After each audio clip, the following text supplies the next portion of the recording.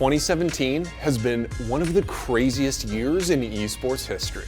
Faker is destroyed. Just this year, we've had more than a dozen non-endemic investors buy into esports, the announcement and creation of a franchised NA LCS, and a total shift in the Dota 2 Pro system.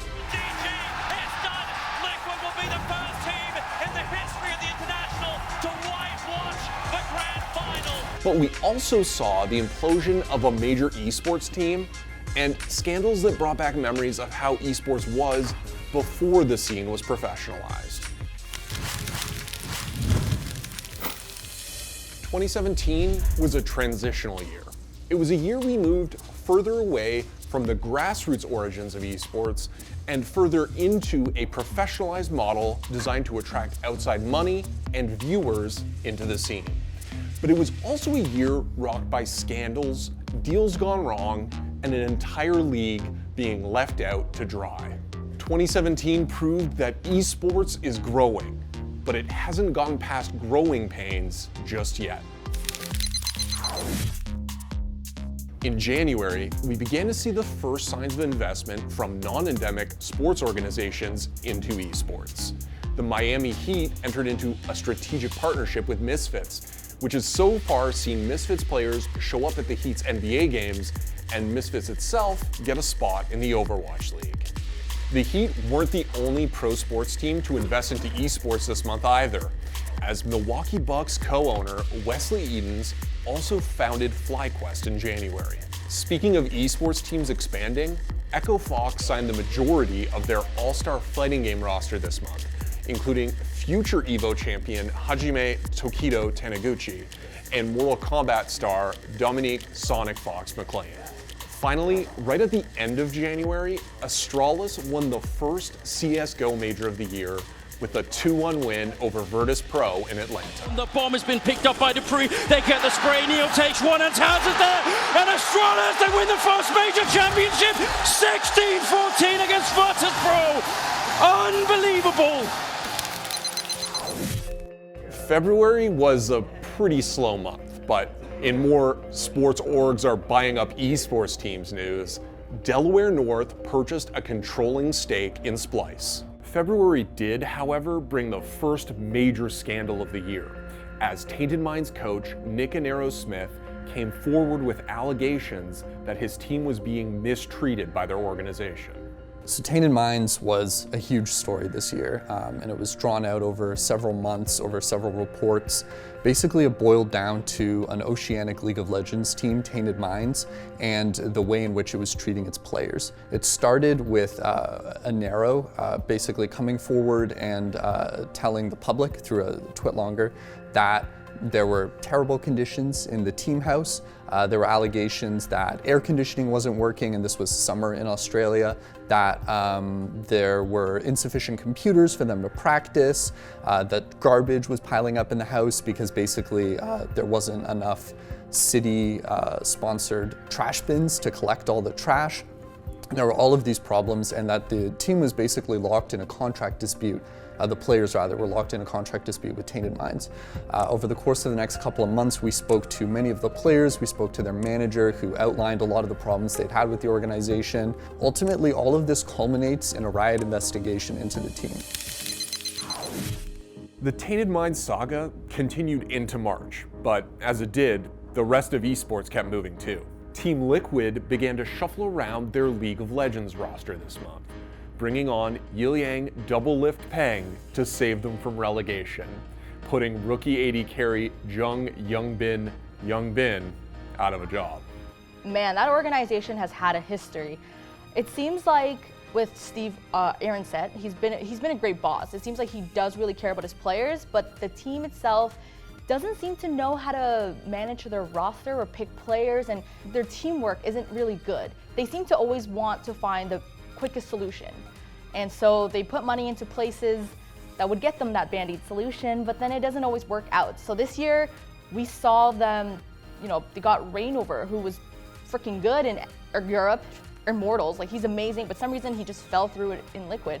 Does Liquid just seem to ruin players? Piglet? I don't know. Also in March, Optic Gaming won the 2017 Halo World Championship with a 4-0 sweep over Team Envy. Sim, we are taking a look at the end of this game. McQuinn recognizing that this one's over. 2, 1. There you have it, ladies and gentlemen. Optic Gaming are your 2017 Halo World Champions. Moving on to April, we saw Team Solo Mid win the NA LCS Spring Finals in Vancouver, while Origin, the team founded by legendary League of Legends mid laner Enrique Expeke Cedeno Martinez, was relegated from the EU LCS after split of poor performances. Origin get 3-0'd. Origin's nightmare come to an end as Giants keep their LCS dream alive. But the most important thing that happened in April was that theScore eSports broke the news that Riot Games was franchising the NA LCS, which had wide-reaching implications across all of esports for the rest of the year and definitely beyond that. I think NA LCS franchising is probably still the biggest story of the year, for me at least. Basically, with a move towards a franchise model, Riot is trying to duplicate with League of Legends what traditional sports leagues have done. And they're trying to create basically an ecosystem in North America where the investors, the sponsors, the teams all feel comfortable and feel like they can experiment. Basically, going back even before this year, we heard obviously from basically every LCS team owner that they were unable to turn a profit with their teams. That because of the way that the NA and the EU LCS were set up, they were losing money, it wasn't a successful venture, and that this was scaring away sponsors. Sponsors didn't want to invest in teams that, like, A, were unable to turn a profit, but B, also the fear of relegation. With a franchise system, teams can bring in players and not be afraid. They can take some time to develop talent and rookies, and it basically just gives everyone a safety cushion to really focus on being the best teams that they can, rather than just staying out of relegation, guaranteeing that performance split to split. Also this month, the international 2016 champions, Wings Gaming, left their organization, following reports that players weren't paid on time and that the organization took the majority of their prize money. The players formed Team Random, but collapsed in May after a last place finish at the Kiev Major and have since scattered across several Chinese teams. They ripped down the tier 3 tower. Weehaw wants to go out through the back lines and attack. Now the lasso. They found Oscar. Weehaw ripped apart. The buybacks. It won't be enough. Go game on play. Wings are your international 2016 champions. Terrific display of Dota. You didn't know if it could be perfect in the group stages, but only losing games to GC, 2 in total throughout the entire playoff, 1 to Techies, 1 with the punch. Nothing else happened in May, so let's skip that in favor of something more exciting. June kicked off with Riot Games officially announcing that NA LCS franchising was happening, detailing the application process and revealing that they would kickstart a players association to advocate for NA LCS pros. Also this month, we saw a lot of colleagues lose their jobs when Yahoo eSports shut down following Verizon's acquisition of Yahoo. Several former Yahoo eSports writers and staff found new homes elsewhere, but unfortunately, it wasn't the last time an esports news site shut down this year. Moving on to July, League of Legends franchising saw its first result as the Madison Square Garden company bought CLG, adding yet another sports org to the LCS. Then, just ahead of the International, Valve released their plan to change the Dota Pro circuit, adding several more majors and minors in a year. Valve's rework of the major-minor system is a new system by which teams will be determined to play at the International, but also support third-party tournament organizers in the Dota scene. So any tournament that has a minimum required prize pool will be either assigned as a major or a minor by Valve and have an additional prize pool equivalent to that supplemented to the tournaments. It's a big deal because in a lot of ways it kind of gives back a lot of the power to the tournament organizers. This is something that they've been talking about a lot. The majors, though the majors have been organized by third-party companies, there were only so many of them. But now it's the new major minor system. Many more are representing Valve and Dota competition. New companies are representing it as well. In tournament wins this month, Gambit won the major with a shocking 2-1 victory over Immortals, propelled by the best grenade throw in major history. Gambit has sent even more firepower there, bring more HP. This is so smart. Oh, this is huge. Doji's throwing a nade into the corner just as the bomb's going to go off. They're both going to go down. Get grained on. Doja with the dunk. That's so smart. Also this month, we saw Hajime Tokido Taniguchi, Adam Armada Lindgren, and Salem Akil Young crowned EVO champions in EVO 2017's 3 biggest tournaments. So Tokido winning EVO, I think the reaction was like jubilation. At least that's what I was seeing. Tokido is beloved mainstay of the FGC, of Street Fighter specifically. I mean, if you talk to someone who loves fighting games and they don't love Tokido, I would have some questions for that person. He had an incredible losers bracket run through EVO, and he came up against the most promising young player of this year. I think it would be difficult to dispute, Punk, in the grand finals. And Punk had so much hype, so much heat going into that. Tokido comes in with a character that by some accounts is not quite an S tier or an A tier character, not quite up to par, in the form of Akuma.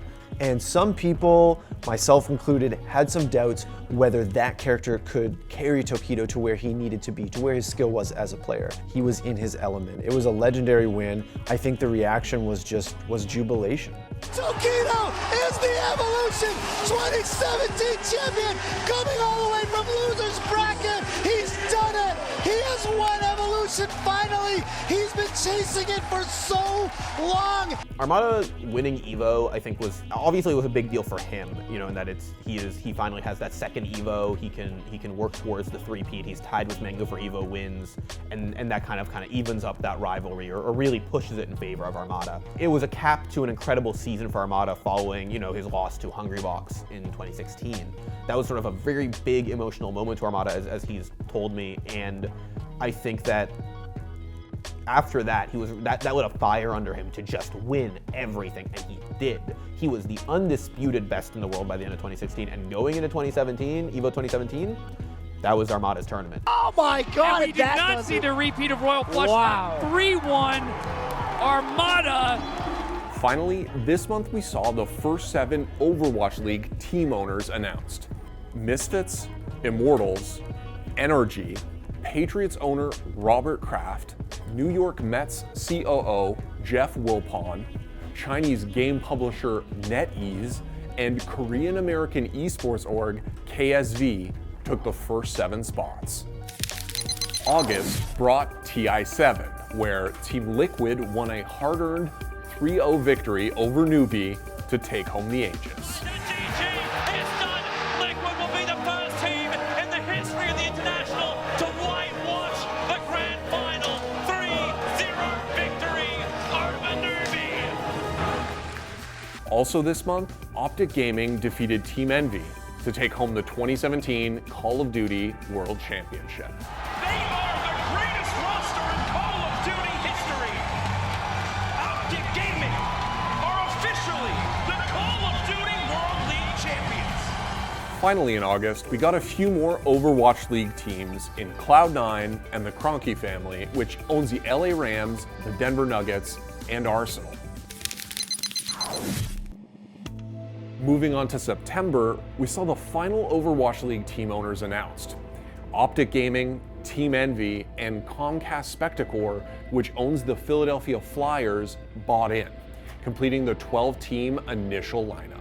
The kinds of organizations and investors who've seen buy into the Overwatch League kind of fills me, and I think some people, with a lot of hope regarding the future of esports. We've seen a lot, and I mean a lot, of traditional sports investors get into esports in the last year across both League of Legends and Overwatch. The Overwatch League has a few, though kind of for my taste, not quite enough traditional esports endemic teams involved. It's got venture capitalist investors in. It's got sort of a wide array and diverse array of investment in it, which is really interesting and exciting to see. I think with League of Legends right now, we're basically only seeing esports teams and sports teams, so seeing also that mix of VC money is really cool. The best practices of time-honored traditional sports help to define the unique structure of the Overwatch League. Our goal is to create the world's premier esport league, where teams and players can thrive for years to come, and fans are made for life. Also this month, H2K Gaming co-chair Richard Lippy released a statement threatening to have H2K leave the EU LCS if significant changes weren't made to the system for the 2018 season. The EU LCS is basically, to put it bluntly, in shambles. Viewership in EU is lower than it has been for a long time, and we've seen a lot of concerns about that over a pretty long period of time, but also Riot just seems to be unsure about what they want to do with Europe. I think, and we've spoken to a lot of European coaches and team owners and players, and a lot of people feel like Riot is just experimenting with the EU LCS. Europe has been through so many sort of diverse attempts at making this region work. We went to best of twos for a while, and then probably the biggest example of Riot's inability to decide what they want to do with Europe came in the reported alternative format for 2018, which was 24 teams spread out across many regions. Basically, we would have a series of national leagues and then one larger league to mirror the European football space. Also in September, the biggest CSGO story of the year broke. Immortals' CSGO team showed up late to their grand finals game at DreamHack Montreal. Immortals made it to the grand finals of DreamHack Montreal, facing North. 3 of their players, KNG, Henny, and Lucas, failed to show up at the designated time for said grand finals. They were then, by DreamHack, given a disqualification for the first map of that best of 3 grand finals, meaning North effectively just won the first map by default. We will not be seeing the first map of Mirage. It does look like the Immortals have forfeited it due to being late to the stage and to playing, and that's just the way the cookie crumbled, I suppose. I don't really know what else to say about that other than the process needs to be respected. They did show up late and played the second map. It was Cobblestone and it was North. That was a wrap. We had a grand finals that was 1 map. For the trade though, and Immortals with an entry chance. Config will shut it all down though, getting behind them. The chance gone. And in 1 map, they win a best of 3. That's right, because North were gifted the first one, and they clean up. Let that not be an asterisk beside North's performance, however. They were excellent throughout this whole event. It would have been a challenge for Immortals either way. And then Vito, KNG, Giuseppe made some death threats. I think it was Ryu, actually, that said something about some of the Immortals players being out late last night partying, and then FNS after that tweeted that CLG lost to Immortals in the bracket before, saying that his regret was not only did he lose, but he lost to hungover players or something like that. It was seen by KNG and he responded with, "Prove it or I'll kill you." I think the community reaction towards Immortals as an organization is that they've handled it professionally. Noah's handled it professionally. After losing the first map against CLG using our coach as a stand-in, Henny and Lucas refused to continue playing the match unless KNG was allowed to play as a member of the starting roster. With KNG playing, we took the next 2 maps and the match. But KNG being included in the starting roster was a direct violation of the punishment that we had communicated to him and the players less than a day earlier. For violating that punishment, KNG was immediately terminated from his contract and is not a part of Immortals and will never again be a part of Immortals. After Steel and Bolts left and things really crumbled, I feel like the sentiment was just, oh my God, we feel so bad for Immortals. I can't believe this happened. It was like getting hit with one blow after another. It was almost a joke, right? What's gonna go wrong next? What's gonna happen with Immortals next that's gonna collapse their roster for the umpteenth time? Immortals' slow collapse continued over the next few months as the team signed on more players and shed old ones.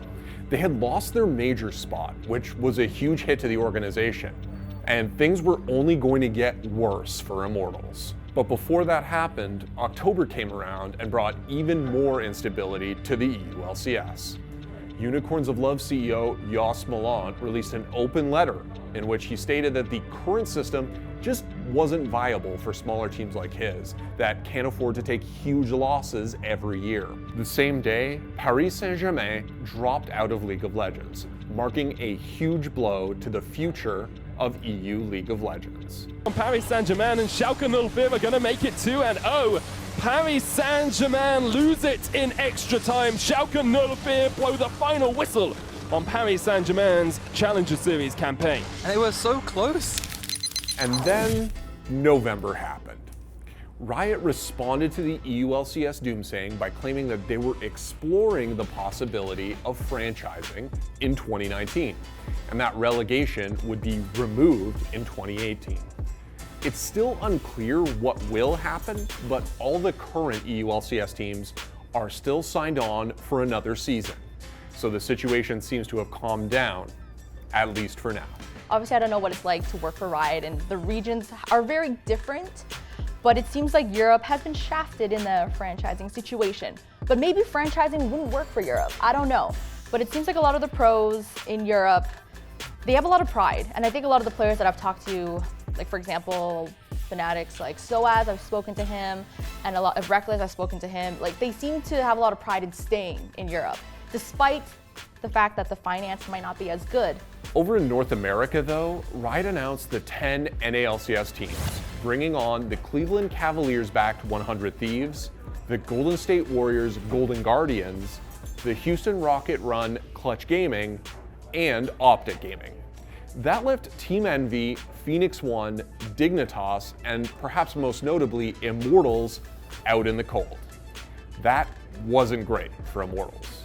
We still don't know everything that happened during the franchising application process. We've done quite a bit of reporting on it, but everything is cloaked in NDAs that are still active. You know, teams can't really tell us exactly what went down. And basically what Riot has told us about Immortals specifically is that they were unhappy with their books, that Immortals were operating at too big a loss, and that Riot was unwilling, I guess, to partner with them moving forward.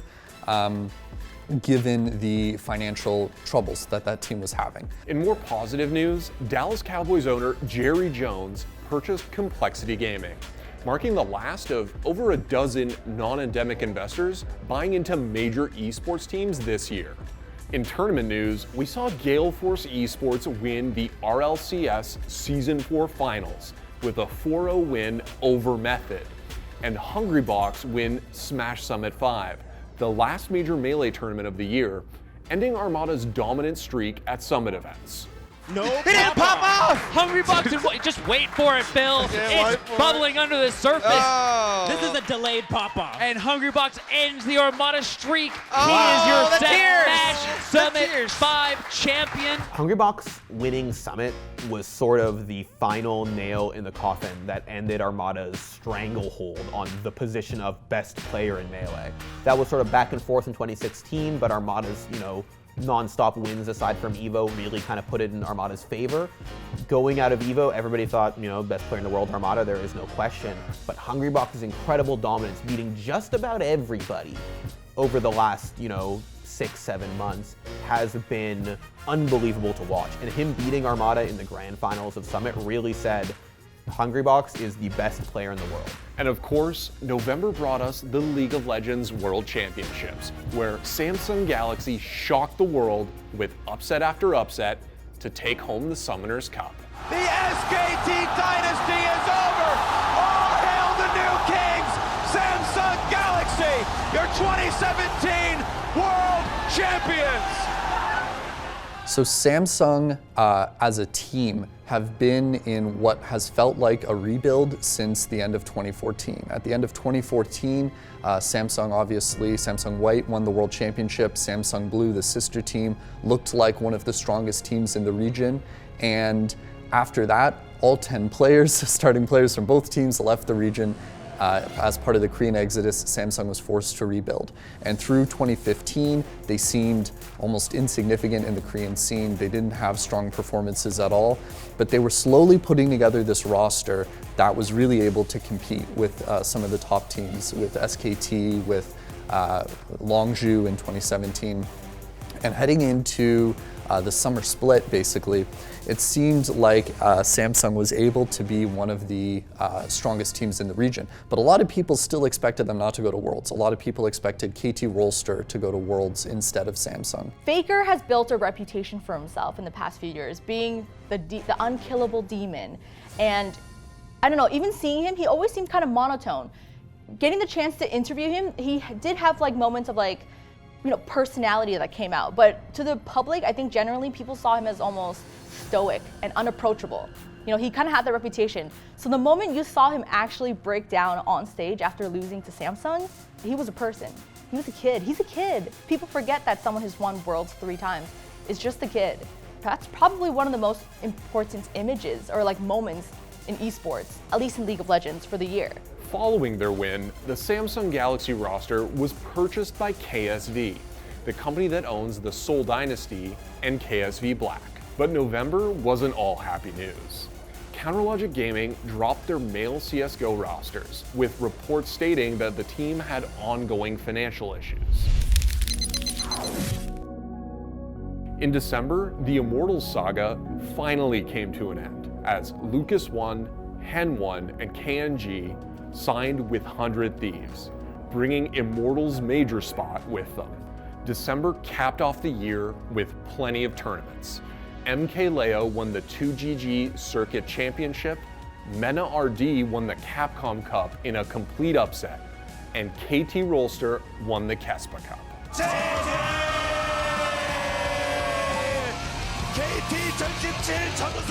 December is always a quiet month for big news in esports, but LCS teams finished off finalizing their rosters. The Overwatch League preseason kicked off without the Philadelphia Fusion. We actually moved from the other side of the planet to be here to cast this league. We've been talking about it for a long time. It's great to finally be here and get things started, and a great match to start things off with Florida Mayhem versus San Francisco Shock. And Dota's majors and minors continued, while CSGO teams got ready for the Boston Major. I just want to thank everyone that came here live watching it, everyone watching it on stream. For us, this is so much more than a game, and you're also a big part of why you make esports so great, so thank you very much. 2017 was a transition year for esports. It's impossible to say exactly where we'll go next, and no one knows where it's going, but 2017 proved that esports has gotten huge. Too huge not to have massive scandals and business deals gone wrong, but also too huge to not treat players well and grow leagues into something that benefits everyone involved. Esports is here to stay. It just remains to be seen what it will look like in 2018. Thanks for watching. If you want more great content, be sure to hit that subscribe button.